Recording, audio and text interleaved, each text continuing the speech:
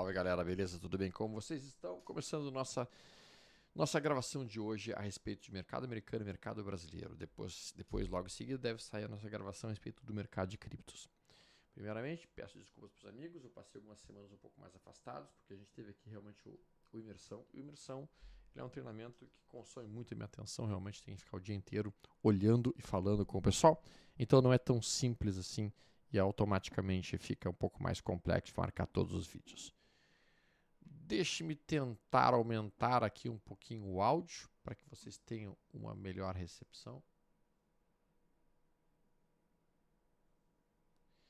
Enquanto isso, nós vamos conversando um pouquinho sobre o que o mercado fez. Bom, basicamente a gente viu realmente o mercado apresentando um movimento corretivo nos Estados Unidos, muito atrelado à possibilidade de resultados ruins nas questões de inteligência artificial.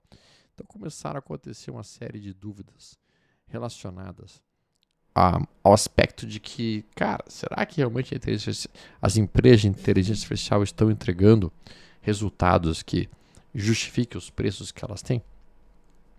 E daí isso fez uma série de ativos desse setor pesarem, como a MSC e outros ativos. Nós vamos ter, inclusive, o balanço da NVIDIA nesse cenário, e isso realmente produziu uma certa pressão de venda.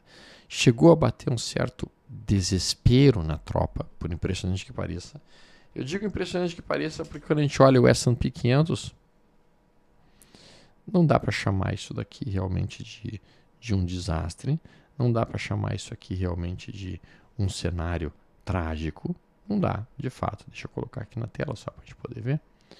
O que a gente tem, basicamente, é um movimento de alta, uma tendência de alta, e que fez um recuo simples de uma semana. Então, em uma semana, o pessoal já entrou em pânico, já começou a dizer que era crash, que vem o crash, que sei lá o quê, que olha o crash, que olha o crash, olha o crash. Nós caímos aproximadamente 4,39% em relação ao último topo. Já tem gente falando em crash final dos tempos. Não é o que está se desenhando por enquanto, de fato. A gente percebe que houve um recuo até uma média móvel de 7 períodos. Também vem até uma região de topo anterior rompido. A gente entende que dentro do mercado, o último topo rompido costuma funcionar como uma zona de suporte. É uma zona, não é um preço específico. Então esta é a região de suporte.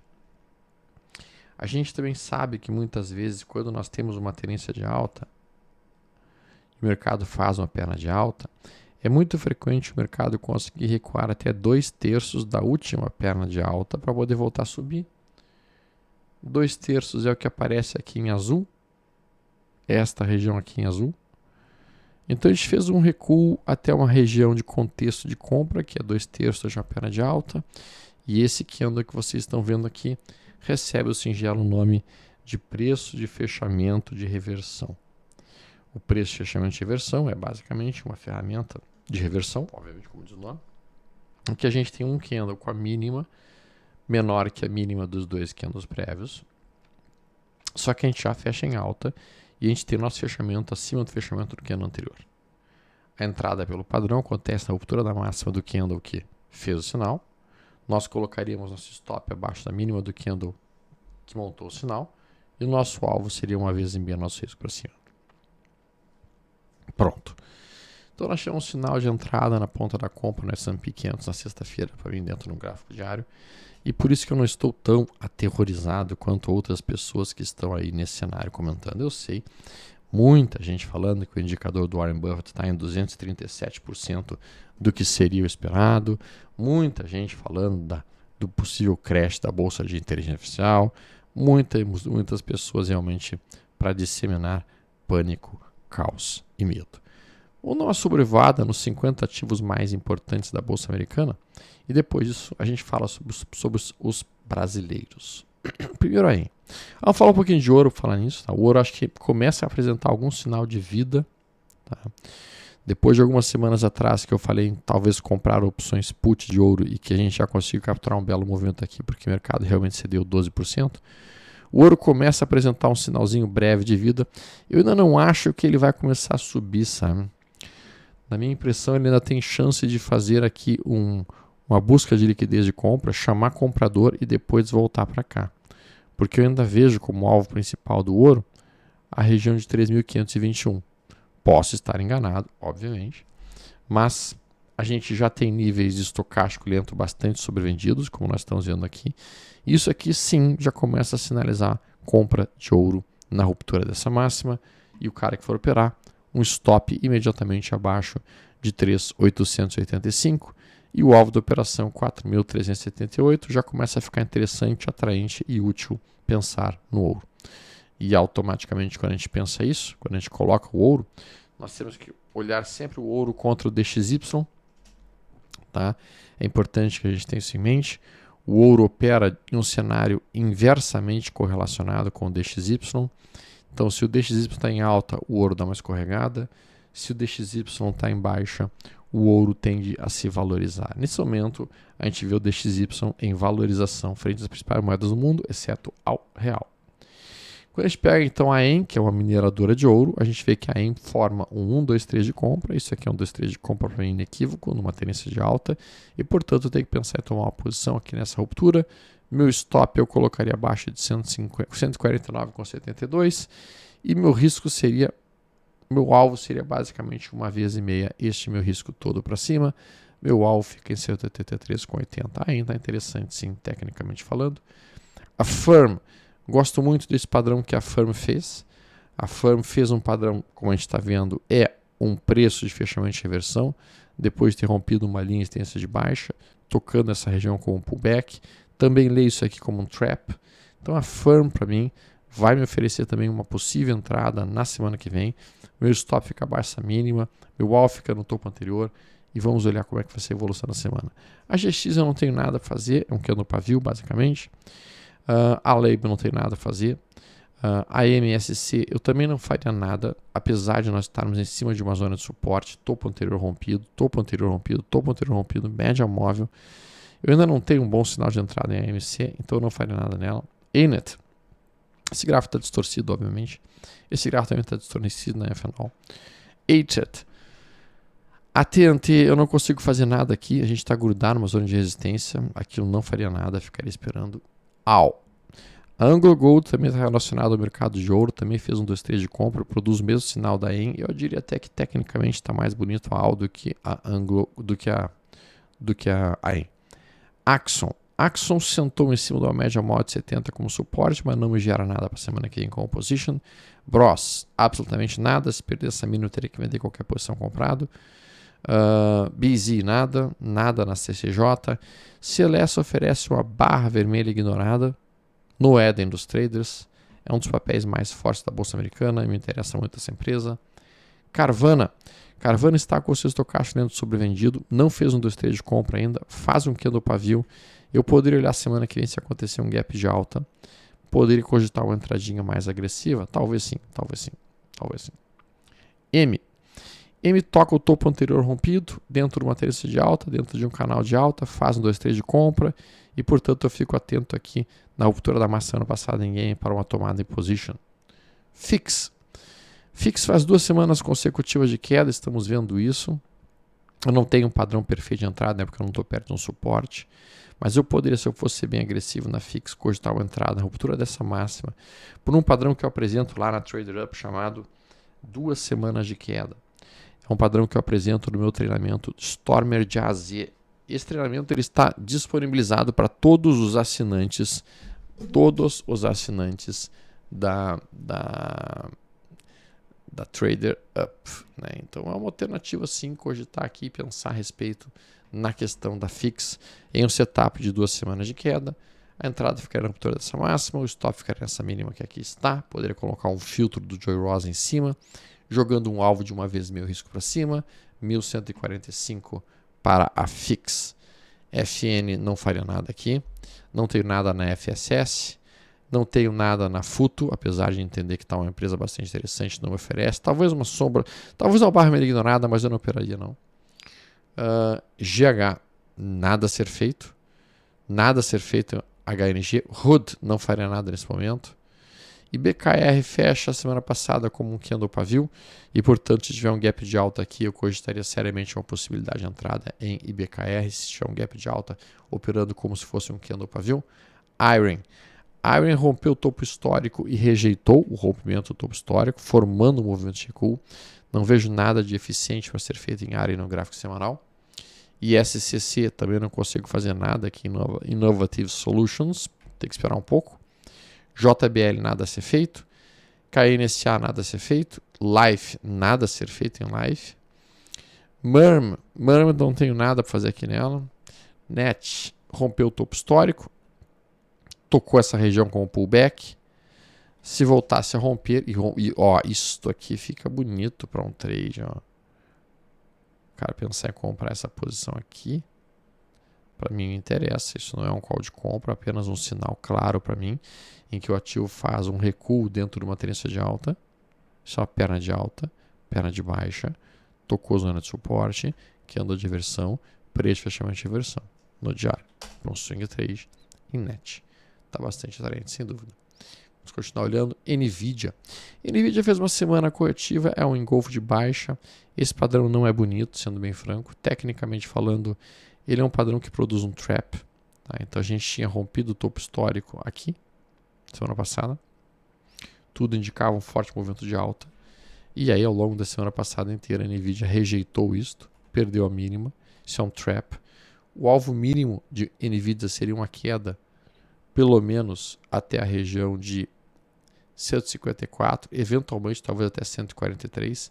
Se eu tivesse comprado a NVIDIA nesse momento, eu colocaria meu stop na mínima da semana passada e ou fecharia minhas posições ou esperaria que esse suporte fosse perdido para fechar essas posições. NVIDIA ficou feio, de fato. Onk eu não faria nada nesse momento. A gente tem Palantir, graficamente faz o mesmo padrão da NVIDIA, é um padrão muito feio. É um padrão de trap. Esse padrão de trap aqui, ele licitaria uma ideia de pelo menos buscar uma queda até 154,87, Palantir em franco movimento de recuo. Roblox, né? Eu já mencionei para vocês que eu não sou muito fã dessa empresa. Agora está fazendo recuo dentro do semanal, deve voltar até a média móvel em 85,50. Eu posso pensar talvez por ali. Reddit nada. Rocket Lab eu gosto desse recuo até o topo anterior, mas ela ainda não ofereceu nenhum sinal no semanal. Ela oferece um sinal muito comprador no diário, que é basicamente um gap de compra, abertura abaixo da mínima do que no anterior. Eu também falo sobre isso lá na Trader Up, no treinamento Trader Estrategista. O alvo aqui seria pelo menos voltar até essa região, tendo uma realização parcial nesta máxima de 56 e alguma coisinha. Tá bonito de fato. Rumbles, esta é uma ação que eu estou gostando muito. Ela rompeu o topo histórico, fez um pullback, faz esse candle aqui que é um inside bar. O rompimento de 110,74 traz para mim realmente uma boa possibilidade de entrada em Rumbles. Meu stop ficando abaixo de 98,97. Bela movimentação, inclusive. O gráfico diário mostra um triângulo simétrico sendo construído. Eu fico com atenção em relação a Rumbles, especialmente se romper essa linha de baixa que aqui está presente. Gosto, é um dos ativos que vai me chamar a atenção semana que vem e talvez dê um belo trade. RSI. RSI faz um trap. Eu já olho para ela com preço de fechamento de inversão, pensando, será que não valeria a pena, com esse estocástico dentro sobrevendido dessa média móvel aqui, tomar uma posição nessa ruptura, com o meu stop ficando imediatamente abaixo da mínima? Vou dar uma olhada e acho que vai fazer bastante sentido na semana que vem. Rhythm. Não faria nada em Rhythm. Shopify não faria nada. Sophie, gosto muitíssimo dos números dessa empresa. Acho que essa empresa tem um potencial muito grande de alta. Talvez ela seja a própria CLS, a próxima CLS. Tocou aqui a média mod 7. Eu entendo isso aqui como um trap. Se romper essa máxima aqui, 2 semanas de queda, geraria uma possível entrada. Eu vou ficar bastante atento com a Sophie. Symbotic, esta empresa aqui relacionada à automação e à criação e confecção de robôs. Ela rompeu seu topo histórico recentemente. No meu entendimento, ela deve buscar os $100. A gente vê um pullback acontecendo aqui. Eu entendo isso como um pullback. Gap de compra realizado, gerado e produzido, acionado na sexta-feira. Então, eu olharia para a Symbotic como uma possível entrada. Sim, meu rompimento ficaria acima de 70,25. Meu stop abaixo de 64,15. Temos vários outros ativos aí para dar uma olhada. TFPM não faria nada, apesar de ser do setor de... a TFPM tá bonita. O setor de metais começa a ganhar vida de novo. É possível que tenha terminado a correção, é possível. Então temos que estar atentos em relação a isso, como mencionei agora há pouco. TSM não faria nada, nada na Urban, nada na VRT, WGS. Essa está realmente bastante atraente, tá? WGS aqui, ao romper essa máxima, rompe o topo histórico e produz um sinal que me atrairia de sobremaneira. Vamos olhar a Apple. Apple já rompeu seu topo histórico, enquanto que a Apple 34 ainda não o fez. Acho que ela precisa fazer um pullback aqui. Está em tendência de alta em todos os time frames, semanal, diário e até mesmo 240 minutos. Quer dizer, nos 240 minutos seria até mesmo 240 minutos. Todos os time frames em alta. Então esse é o ativo que eu tenho que procurar por entradas. Google. Google 34. Também tendência de alta, gráfico semanal, gráfico diário, gráfico de 240 minutos. Eu acho que está acumulando num ótimo ponto de entrada. Tocou aqui uma zona de suporte 2 vezes em 275. A ruptura dessa região forma realmente pelo menos um padrão que eu chamo de A, D, A, B, C, D. Então isso aqui é o padrão A, uma alta. A, B, C, D. Rompe. E faz mais um A. O ponto de entrada fica sendo aqui, no final do movimento D, ou na ruptura do topo C, ou eventualmente no pullback do topo C. Então esses são os pontos de entrada deste padrão observado na Google, um ABCD. A gente tem a Lilly dando uma pancada para cima. Lilly vem ganhando força, a gente está ligado nisso. Essa empresa é uma mega empresa, obviamente. Belo movimento. Semanal está fazendo isso aqui, olha ali. Vai romper o topo histórico, bem provável, nas próximas semanas. E seguir o ciclo de alta para o mês de novembro, que é o esperado. O mês de novembro costuma ser um mês de forte movimentação de alta, lembre-se disso. Não é um mês muito auspicioso para operações vendidas. Não é mesmo.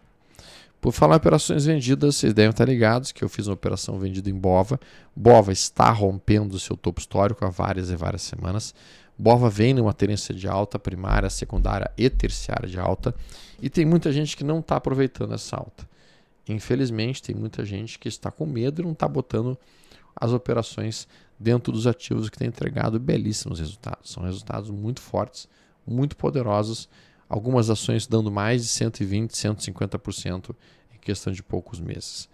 É óbvio que comprar a Bova aqui agora fica perigoso. A gente tem a Bova realmente depois de 4 semanas consecutivas de alta, fechando perto da massa e bastante sobrecomprado.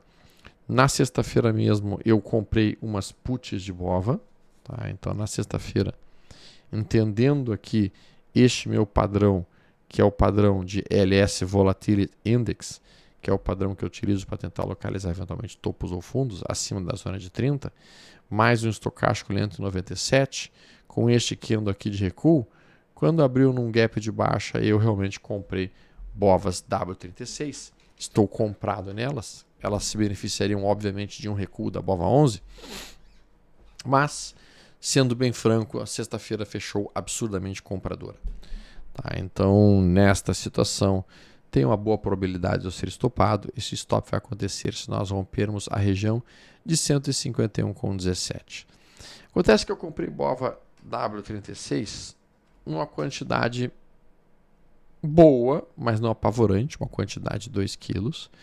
Né? Então eu não tenho muito estresse em relação a esses R$ 1.200, R$ 1.400 que eu botei nessa operação. Se ela virar pó completamente, eu não vou me preocupar. Então eu não vou deixar stop. Essa é uma operação feita em compra de put que não tem stop. Se eventualmente cair ao longo do período, ok, ela se valoriza, beleza. Se a Bova continuar subindo até o exercício da opção, ela virou pó e eu perdi esses R$ 1.400, isso não me machuca. Tá? Então, geralmente essa é a forma que eu opero trabalhando com opções. Eu aceito que eu perdi completamente aquele dinheiro que eu botei. Então assim, se eu botei aqui Bova W36, essa é a posição que eu estou neste momento, 2.000, tá? Então eu já aceitei que eu perdi esses R$ 1.200. Na verdade eu perdi esses R$ 2.000, porque eu comprei a 1,06. Assim como, por exemplo, nessa Petro L322 aqui, que é uma opção de Petro, eu estou nesse caso com 176%. Quando eu compro esses 2.400 Petros L322 aqui, eu já aceito que eu perdi esse dinheiro completamente. Na verdade, esses 2.000, não foi 2.000, eu comprei a 0,42. Esses R$ 1.000 eu aceitei que eu perdi total. E daí com isso eu tenho chance de deixar isso evoluir 100, 200, 300, 400, 500%. Né? Então, essa é a forma com que eu costumo trabalhar opções. Mas de fato a gente viu que Petrobras está produzindo um padrão que eu chamo de V15. Alguns que já me conhecem, me seguem há mais tempo, conhecem o padrão V15. Uma queda reta na primeira quinzena, que acaba finalizando com um repique reto na segunda quinzena. É o mesmo padrão observado em YouTube. Tá? YouTube gera o mesmo tipo de padrão. Tá? Então a gente fez uma queda reta na primeira quinzena, alta reta na segunda quinzena.